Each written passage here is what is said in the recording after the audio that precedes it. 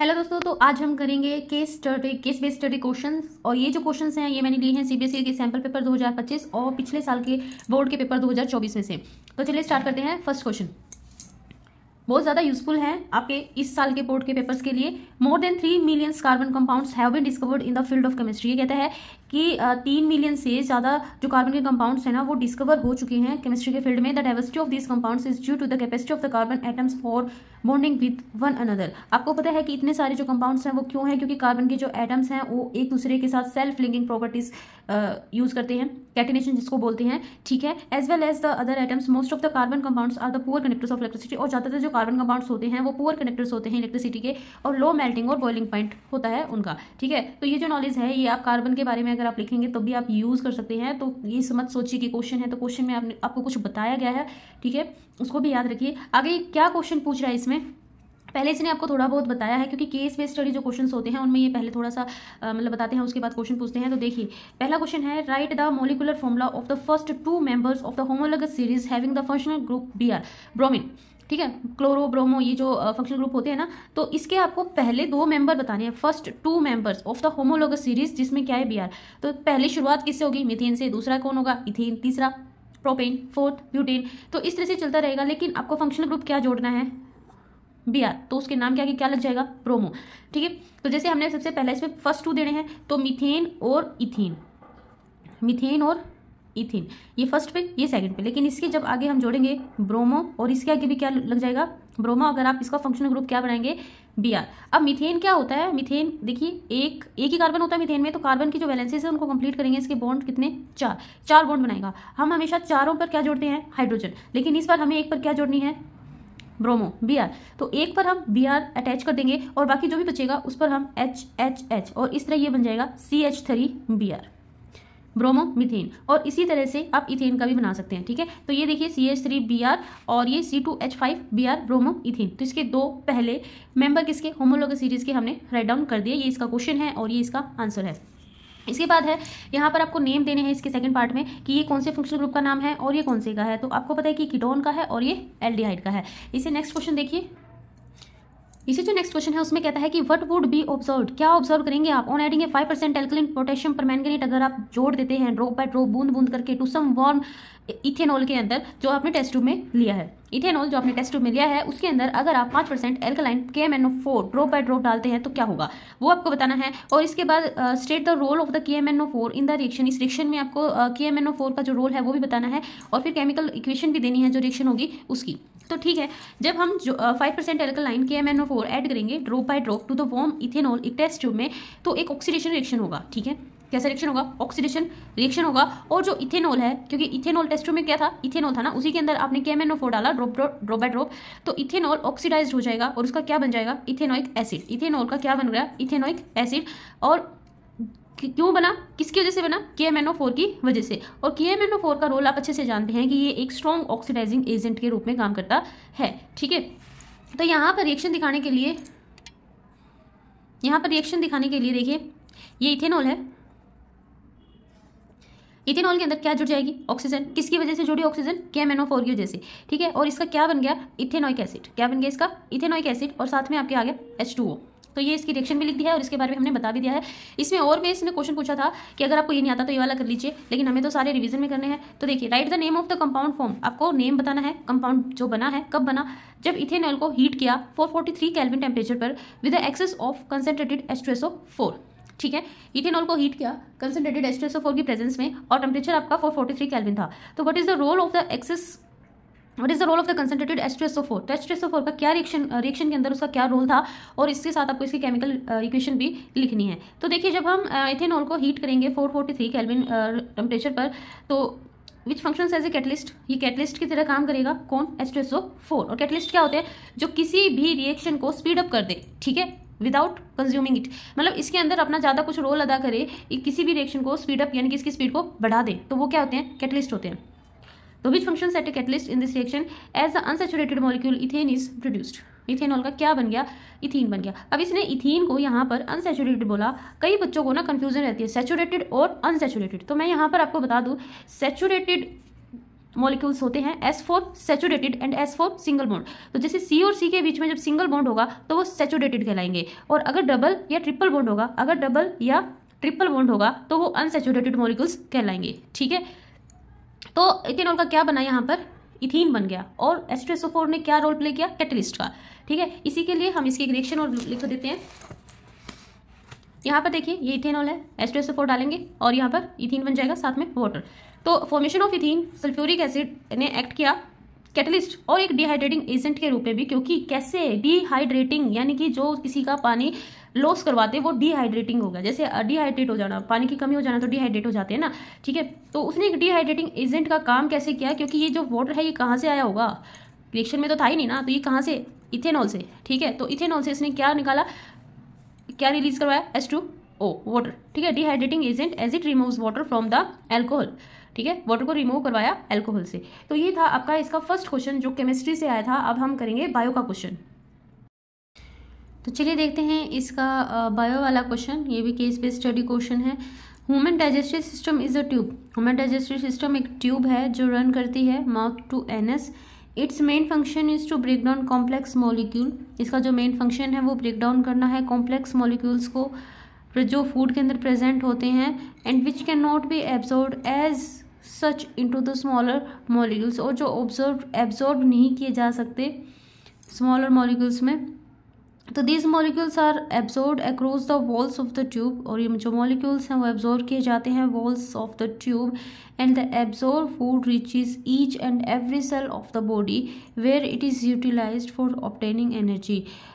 शरीर के हिस्सों में ये भेजा जाता है फूड, जो एब्जॉर्ब फूड है उससे जो न्यूट्रिएंट्स निकाले जाते हैं, फिर वो न्यूट्रिएंट्स हर एक सेल और हर एक जगह इसको भेजा जाता है जहाँ पर एनर्जी की ज़रूरत होती है। ठीक है, तो ये उन्होंने एक मतलब इंट्रोडक्शन टाइप से दिया है किसका भाई, ह्यूमन डाइजेस्टिव सिस्टम। ये आप नोट्स की तरह भी यूज़ कर सकते हैं, और भी अगर कोई क्वेश्चन आए तो उसमें आप इसको लिख सकते हैं डाइजेस्टिव सिस्टम के बारे में। तो चलिए अब जो ये क्वेश्चन पूछ रहा है ना उसको देखते हैं। ये कह रहा है कि इसका फर्स्ट क्वेश्चन बताइए। First, name the gland present in the buccal cavity. Buccal cavity में कौन सी ग्लैंड प्रेजेंट होती है, और उसके कंपोनेंट्स ऑफ फूड बताइए जहाँ पर सिक्रेशन ऑफ दीज ग्लैंड, जो ये ग्लैंड होती है ना इसका सिक्रेशन जहाँ काम करेगा वो वाले कंपोनेंट्स बताइए फूड के। तो सबसे पहली बात हम ग्लैंड का नाम बताते हैं, तो वो कौन है भाई, सलेवरी ग्लैंड है। और जो इसके जो सिक्रेशंस होते हैं इस ग्लैंड के, वो स्टार्च कंपोनेंट, फूड का जो स्टार्च कंपोनेंट है उसके ऊपर एक्ट करते हैं। ठीक है, किसके ऊपर, starch component of the food. तो सबको पता है ये बात है। इसके बाद सेकंड पूछ रहा है कि 2 organs have a स्प्रिंचर muscles. 2 organs ऐसे होते हैं जिनके अंदर एक स्प्रिंचर मसल होती है, उनके एग्जिट पर उनके नाम बताइए। तो 2 ऑर्गन के नाम हैं, एक का स्टमक है और दूसरे का एनस है। दोनों के पास स्प्रिंचर मसल्स होती हैं इनकी एग्जिट पर।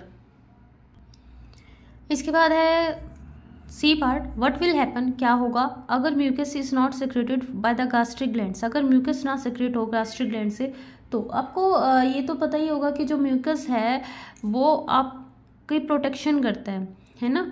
किससे प्रोटेक्शन करता है, जो स्टमक के अंदर जब एसिड गैस बनती है ना तो उससे आपके स्टमक की जो लाइनिंग है उनकी प्रोटेक्शन करता है। वो वहाँ पर सब जगह अराउंड चारों तरफ उसकी एक लेयर बन जाती है म्यूकस की, जिसकी वजह से जो एसिड है ना वो आपकी जो लाइनिंग है स्टमक की उसके ऊपर एक्ट नहीं कर पाती। सिर्फ वो उसका जो काम होता है फूड को ब्रेक डाउन करने का, सिर्फ उतना ही काम हो पाता है। लेकिन अगर वो म्यूकस नहीं हो वहाँ पर तो क्या होगा, तो वही आपको लिखना है। तो mucus secreted by the gastric glands protect the stomach, stomach को प्रोटेक्ट करते हैं from the action of the acid, acid के एक्शन से। In the absence of mucus, अगर म्यूकस एब्सेंस है the stomach acid will result, जो stomach के अंदर जो एसिड है वो रिजल्ट करेगी in the erosion of the inner wall, inner walls का इरोजन हो जाएगा, यानी कि उनको हानि हो जाएगी, उनकी चोट लग सकती है। That will lead to the acidity, और इसकी वजह से आप एसिडिटी आपको फील करेंगे। एंड अल्सर्स भी हो सकते हैं, स्टमक्स में छाले टाइप होते हैं अल्सर्स।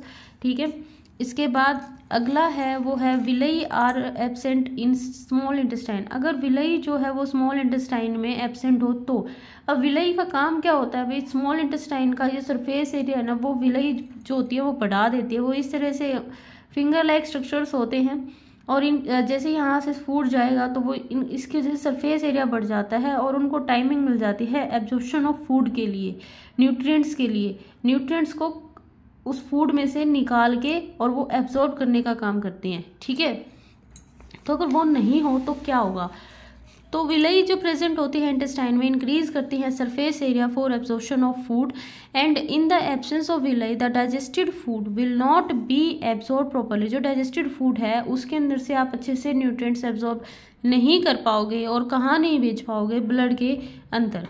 दस the nutrients would not reach every cell of the body, और सब जगह हर एक सेल के पास न्यूट्रिएंट्स नहीं पहुंच पाएंगे क्योंकि उतने अच्छे से एब्जॉर्ब भी नहीं किए, तो क्वांटिटी कम हो गई, और क्वांटिटी कम होगी तो फिर हर हिस्से को कैसे मिलेगा ना। तो this could lead to the several nutrition deficiency, और फिर कुछ न्यूट्रिशन डेफिशिएंसी आपके बॉडी के अंदर क्रिएट हो सकती हैं, डिसऑर्डर्स भी आ सकते हैं।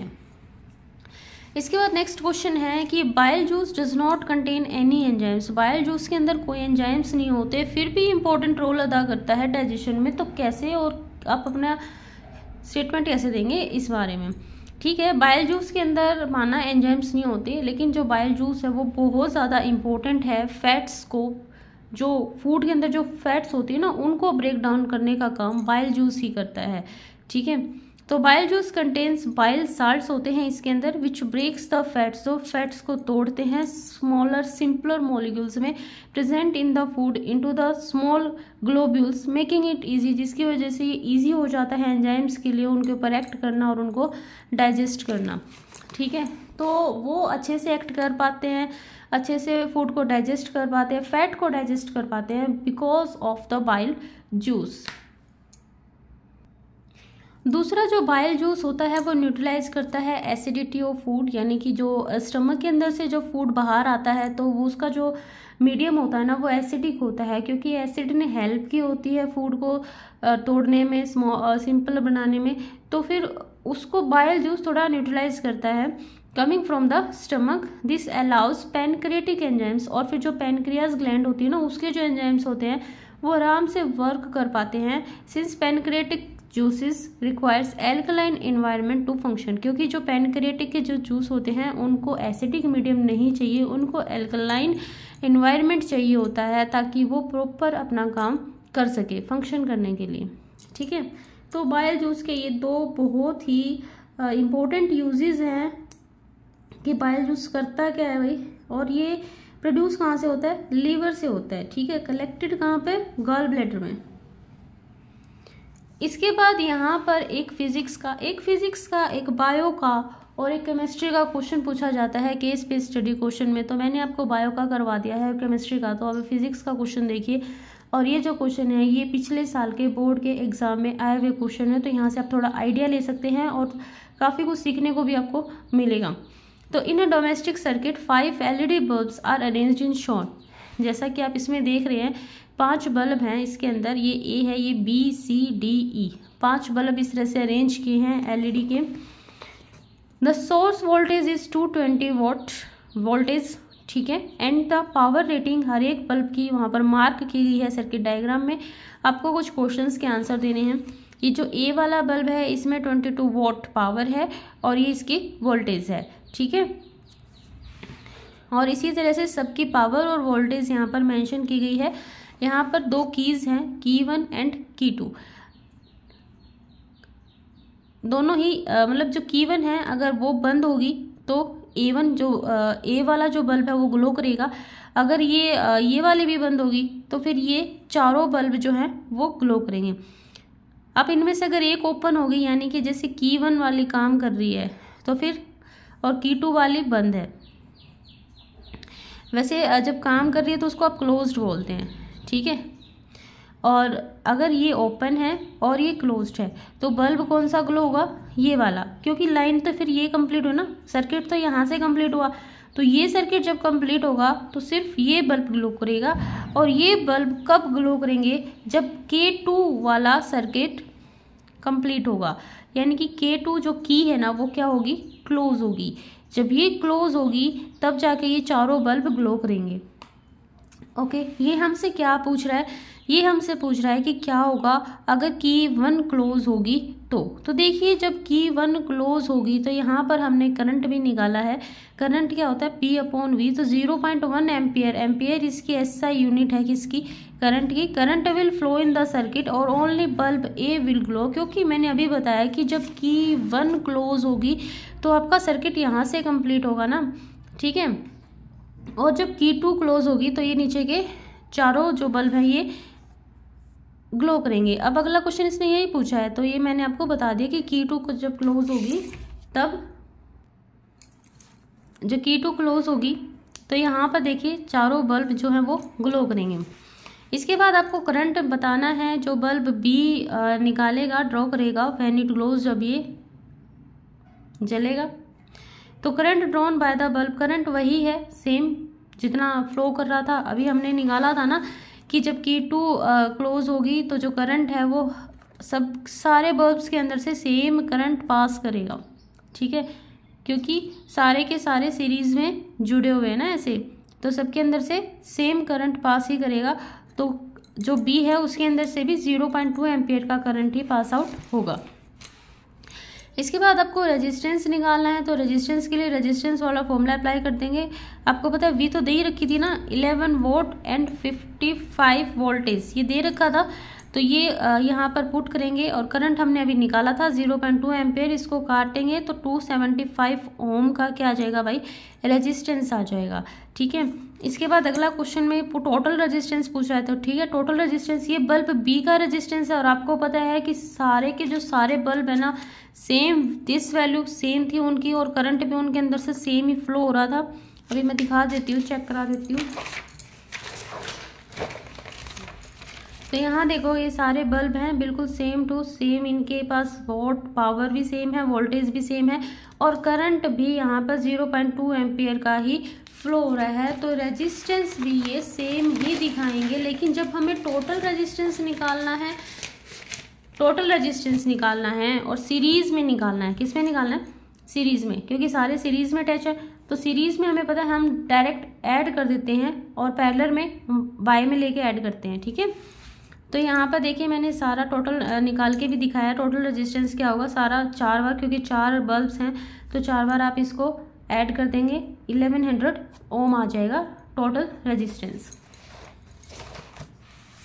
इसके बाद एक और में क्वेश्चन पूछता है ये कि what would happen to the glow of the all the bulb in the circuit if key 1 and की 2 बोथ आर क्लोज्ड, यानी कि दोनों ही कीज जो हैं वो क्लोज हैं। क्लोज का मतलब दोनों ही जो अब जो सर्किट है ना वो बिल्कुल कंप्लीट हो चुका, वो ऐसे थी ना, एक यहाँ पर, एक यहाँ पर और एक यहाँ पर, तो ये रास्ता भी कंप्लीट कर दिया और ये रास्ता भी कंप्लीट हो गया, यानी कि सर्किट अब कंप्लीट है। तो आपको पता है कि सारे के सारे बल्ब ग्लो करेंगे, क्या करेंगे, सारे के सारे बल्ब ग्लो करेंगे। तो बस यही आपको लिखना है। इसके बाद है द बल्ब, लेकिन उसके बाद कहता है कि जो बल्ब सी है ना वो अचानक से फ्यूज हो गया। अब बल्ब सी अगर फ्यूज हो गया तो बल्ब सी का जो सर्किट का फ्लो पाथ है वहाँ पर, यहाँ पर बी, सी, डी और ई, अब इसके फ्यूज होने की वजह से ये जो रास्ता है ना यहाँ पर करंट में दिक्कत आ गई, तो करंट फ्लो नहीं कर पाएगा। तो ना तो बी ग्लो करेगा, ना सी, ना डी और ना ही ई, सिर्फ एक ही जो बल्ब है वो ग्लो करेगा, और वो कौन है, ए, जो ऊपर था इनसे, उसका जो सर्किट है वो थोड़ा सा अलग है, ठीक है। तो उसका तो कंप्लीट था ही। तो यहाँ पर हम लिखेंगे कि जब बल्ब सी अचानक से फ्यूज हो जाता है तो करंट पास नहीं करेगा lower part of the circuit consisting, जिसके अंदर बल्ब सी है, and bulb A will glow this time only, और बल्ब ए ही इस टाइम ग्लो करेगा। तो ये आपका कंप्लीट हो गया ये session case based study questions का। अगर आपको पसंद आया हो तो वीडियो को लाइक कर देना और चैनल को सब्सक्राइब कर देना, और मुझे कमेंट में ज़रूर बताना ताकि मैं अगले जो भी पेपर हैं उनके केस बेस्ड स्टडी क्वेश्चंस लेके आ सकूँ। Thank you for watching this video.